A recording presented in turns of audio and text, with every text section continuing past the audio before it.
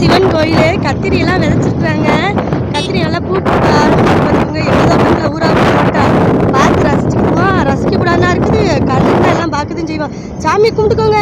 சிவனப்பா சிவனே அப்படின்னு சொல்லி கும்பிட்டுக்கோங்க. நல்லதே நடக்கும். இப்போ வந்து எங்கே வரோம்னா சனிக்கிழமை சந்தைக்கு தான் போகிறோம். இது வந்து கொட்டமடைக்கான் கோயிலுன்னு சொல்லுவாங்க. யார் இது? ஓய் பாலிசா. எங்கள் ஊர் பார்த்தீங்களா எவ்வளோ பசுமையாக அழகாக இருக்குதுண்டு.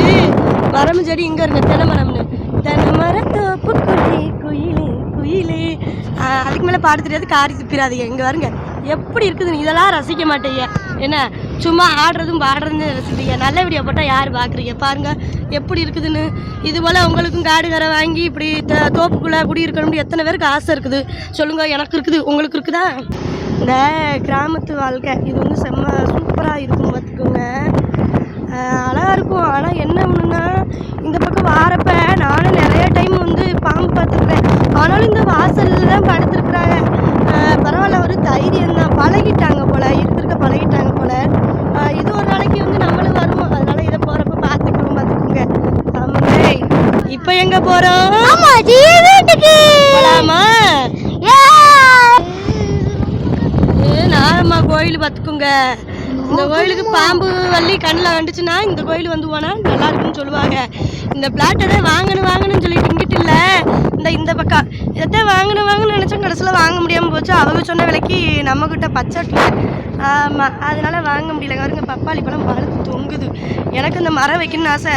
பொம்பளையாக பிறந்தா என்னத்துக்கெல்லாம் ஆசை இல்லாமையாக இருக்கும். எல்லாத்துக்கும் ஆசையாகத்தே இருக்குது. ஒரு வழியாக ஊர் வந்து சேர்ந்தாச்சு. எங்கள் ஊர் சந்தையை பாருங்கள். எனக்கு என்னன்னு தெரியல. ஆரம்பத்தில் இருந்து பிறந்தது வளர்ந்தது வாக்கப்பட்டதில் இந்த ஊர் தான். எனக்கு பெருமாள் அப்படின்னாவே வந்து எனக்கு இஷ்டம் இல்லை.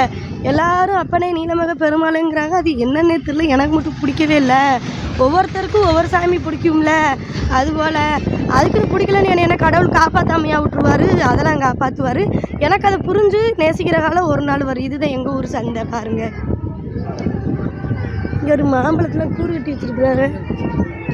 போயிட்டு சந்தைக்கு வரோம்னு கட்டப்பை எடுக்காமல் வந்துட்டு ஐயா பாட்டு ஓடுதா.